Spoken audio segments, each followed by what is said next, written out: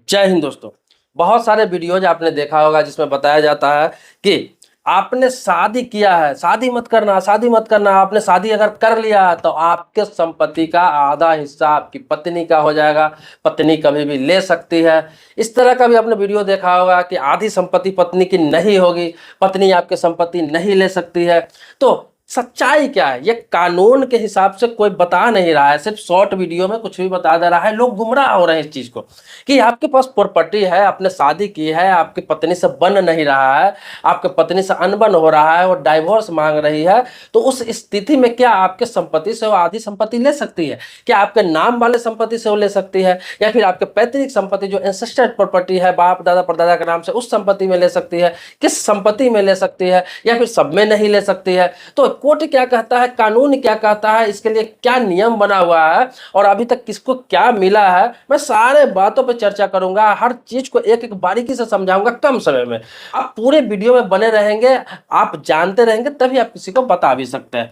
देखिए, आम जनों में क्या है कि छोटा छोटा शॉर्ट शॉर्ट वीडियो देख लेते हैं और गलतफहमियां पैदा कर लेते हैं। आप शादीशुदा है, आपने शादी किया है, आपके बच्चे हैं अथवा बच्चे नहीं है, पत्नी से नहीं बन रहा है, पत्नी आपके साथ रहना नहीं चाहती है, वो तलाक मांग रही है, चाहे वो किसी प्रकार से तलाक मांग रही है, या खुद से तलाक ले रही है, दोनों आपसी सहमति से तलाक ले रहे हैं, या फिर कोर्ट में जाकर ही लड़के तलाक ले रहे हैं, कोई एक तैयार नहीं है तो कोई ग्राउंड पे तलाक ले रहे हैं, किसी प्रकार से आप डाइवोर्स ले रहे हैं। तो प्रॉपर्टी का जहां तक मामला है, तो प्रॉपर्टी जो है, चाहे वो आपके नाम से है, चाहे पैतृक संपत्ति है, किसी भी प्रकार की प्रॉपर्टी, इस चीज को समझ लीजिए। चाहे आपके बाप दादा के नाम से आपका प्रॉपर्टी आया हुआ है आपके नाम से, या फिर आपने खुद खरीदा हुआ है संपत्ति, चाहे आपका किसी प्रकार का कोई बैंक बैलेंस है, कानून कहता है कि किसी भी प्रकार की पति के संपत्ति में पत्नी का कोई भी अधिकार नहीं है। इस चीज को समझ लीजिए, कोई भी एक पैसे का अधिकार नहीं है पति के जीवित रहते हुए। इस चीज को समझ लीजिए, पति के जीवित रहते हुए, पति के नाम का हो या फिर एंसेस्टर प्रॉपर्टी हो, पैतृक संपत्ति, पत्नी का किसी प्रकार का कोई अधिकार नहीं है। ये मैं कानूनी रूप से बता रहा हूं, और अभी तक का आपको बता रहा हूं कि जितने भी जजमेंट आए हैं उसमें यही फैसला आया है। लेकिन लोग समझते नहीं है, किसी से पूछ लेते हैं, कोई कुछ बता देता है और घबरा जाते हैं। और कोई कोई पत्नी भी है जो बहुत बदमाशी करती है, बहुत ब्लैकमेल करते हैं अपने पति को, बनता नहीं है, और बात बात पे धमकी देती है कि आधा प्रॉपर्टी का हिस्सा ले लूंगी। माँ बाप के बहकावे में आके, अपने मैके वाले के बहकावे में आके, उसको ऐसा नहीं करना चाहिए, क्योंकि कानून आपको किसी प्रकार का कोई हक नहीं देता है। अब मन में आएगा कि हक क्या देता है औरतों का, क्या हक देता है? तो हक ये देता है, अधिकार ये देता है कि आप अपने हस्बैंड के साथ नहीं रहना चाहते हैं, पति के साथ नहीं रहना चाहते हैं, आपको टॉर्चर किया जाता है, या फिर आपने किसी प्रकार का आरोप लगाया है, तो आप मेंटेनेंस का डिमांड कर सकते हैं कोर्ट में। मेंटेनेंस, जिसे गुजारा भत्ता कहते हैं। आप पर मंथ एक मेंटेनेंस मांग सकते हैं कि इतना पैसा मुझे चाहिए जिससे मेरा गुजारा भत्ता हो जाए, मेरा खर्चा चल जाए। अब वो कोर्ट तय करेगा कि आपको 2,000 रुपया महीना देना है, 3,000 देना है, 5,000 देना है, या 10,000 रुपया देना है। वो कोर्ट तय करेगा कि आपको कितना पैसा मिलेगा, लेकिन आप खुद से वो भी तय आप नहीं कर सकते हैं। लेकिन प्रॉपर्टी में आप हिस्सा नहीं ले सकते। दूसरा क्या है कि आपसे सहमति से अगर दोनों अलग हो रहे हैं, तो पति अगर आपसे सहमति से आपको कुछ दे रहा है, एक बार में 5 लाख हो, 10 लाख हो, 20 लाख हो, जो भी अपने अपने हिसाब से दे के अगर दोनों साथ में अलग हो रहा है, वो अलग होता है, उसे आपसी सहमति से आप कर रहे हैं। जहाँ कोर्ट में सिर्फ आप किसी भी ग्राउंड पर नहीं, सीधी आपसी सहमति से कह सकते हैं कि हम दोनों साथ में नहीं रहना चाहते हैं, हम दोनों में नहीं बन रहा है, हम दोनों का विचार नहीं मिल रहा है। आसानी से 1 से लेकर 2 महीने के अंदर आपको तलाक मिल जाता है, किसी प्रकार की कोई दिक्कत नहीं आती है। लेकिन उसमें से एक भी तैयार नहीं है, लेकिन पता चलता है कि पत्नी का अनैतिक संबंध किसी के साथ है, या फिर बाद में पता चलता है कि पति का भी अनैतिक संबंध किसी के साथ है, या फिर पति ही गड़बड़ है, पत्नी सही है, पत्नी ही गड़बड़ है, पति सही है। किसी भी ग्राउंड पर अगर दोनों तलाक ले रहा है, तो उस ग्राउंड पर ले रहा है तो तलाक होता भी है, तो वहां पे आपको किसी प्रकार का कोई प्रॉपर्टी में हिस्सेदारी नहीं होगा, मेंटेनेंस मिलेगा। चाहे 1 टाइम सेटलमेंट ले लीजिए, मतलब एक बार एक मुश्त पैसा दिलाता है कोर्ट। अगर एक मुश्त नहीं लेना चाहते, 1 टाइम सेटलमेंट नहीं होता है, तो पर मंथ आपको गुजारा भत्ता मिलता है।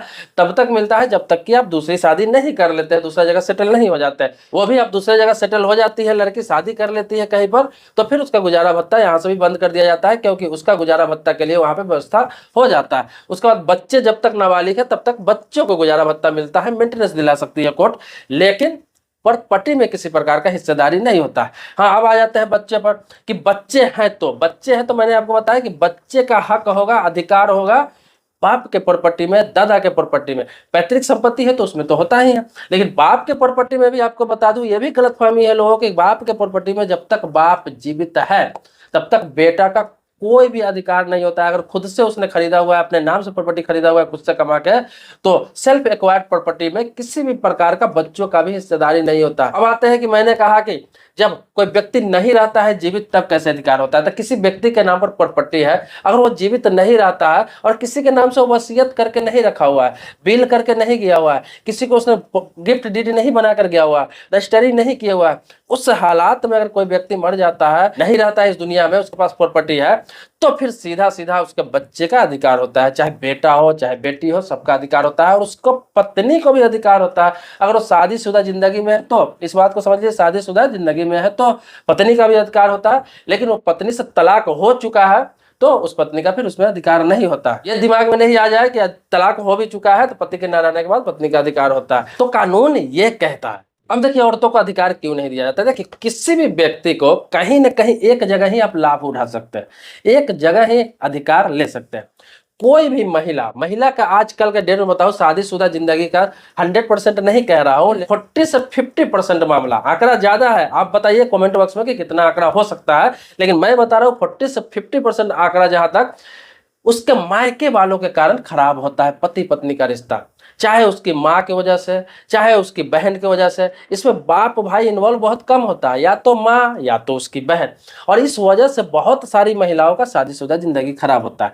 जब उस महिलाओं की वजह से शादीशुदा जिंदगी खराब होता है तो कानून में भी, लॉ में भी यही चीज अंकित है कि लड़कियों का अधिकार अपने माँ बाप के प्रॉपर्टी में बराबर का होता है। जितना भाइयों का होता है उतना बहन का होता है। हिंदू उत्तराधिकार संशोधन अधिनियम 2005 कहता है कि कोई भी लड़की हो, चाहे वो विधवा हो, कुंवारी हो या फिर तलाकशुदा हो, किसी प्रकार की लड़की हो, तलाकशुदा भी मतलब तलाक लेके आ रही है पति से, तो भी अपने बाप के प्रॉपर्टी में पूरा अधिकार ले सकती है जितना उसका हक है। अपने दादा के प्रॉपर्टी में अधिकार ले सकती है, एंसेस्टर प्रॉपर्टी में ले सकती है, तो उसका पूरा अधिकार है। चाहे वो शादीशुदा रहते हुए भी ले सकती है किसी भी हालात में।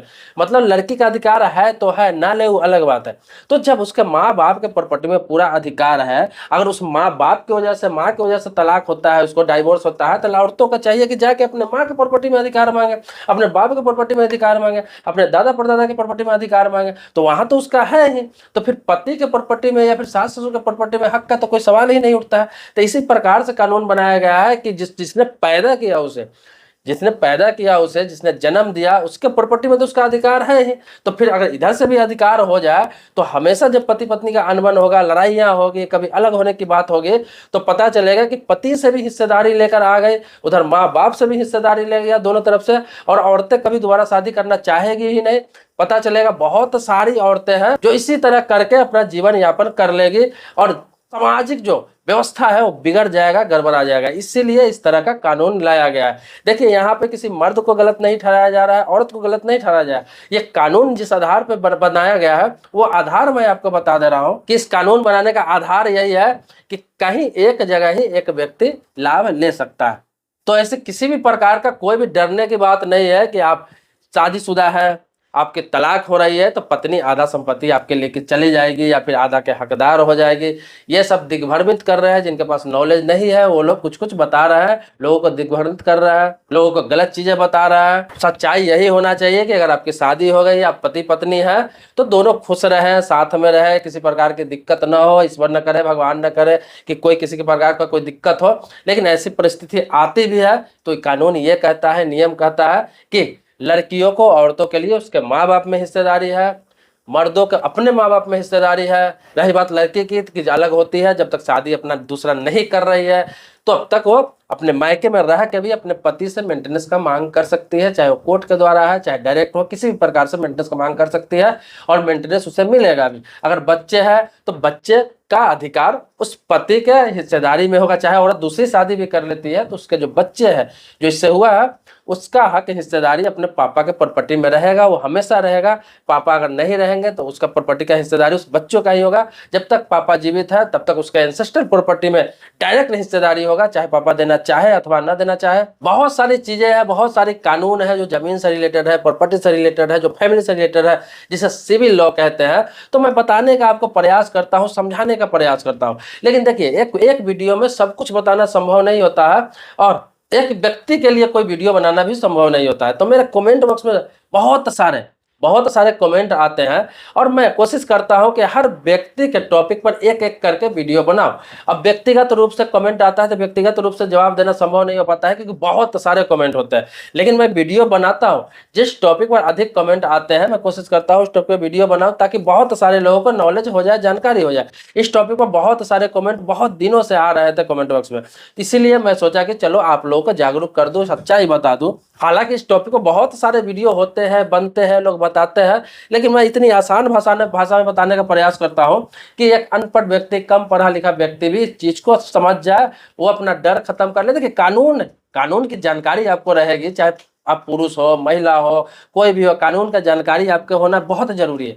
कानून का जानकारी होगा तो आपके अंदर डर खत्म हो जाता है, आप डरते नहीं है, आप बेधड़क जिंदगी जीते। आपको पता होता है कि ये सही है, ये गलत है, मुझे ऐसे करना है, ये करना है, काम कुछ भी कर रहे हो, लेकिन भारतीय कानून है उसके बारे में नॉलेज होना बहुत जरूरी है, ताकि आपका किसी प्रकार का कोई शोषण ना हो सके। दोस्तों, आपके मन में कोई सवाल है, प्रश्न है, कुछ पूछना है, कुछ जानना है, तो कमेंट बॉक्स में आप लिखिए ना, आपके टॉपिक पर भी वीडियो बनाऊंगा। अगर सब्सक्राइबर नहीं है अभी तक तो चैनल को सब्सक्राइब कर लीजिए, बगल में बेल घंटी दबा लीजिए। लेकिन आप सब्सक्राइब कर चुके हैं चैनल को, तो इसके लिए कोटि कोटि धन्यवाद देता हूँ, आभारी हूँ आपका। मिलते हैं नेक्स्ट वीडियो में नए मुद्दे के साथ, तब तक के लिए शुक्रिया, धन्यवाद। जय हिंद दोस्तों।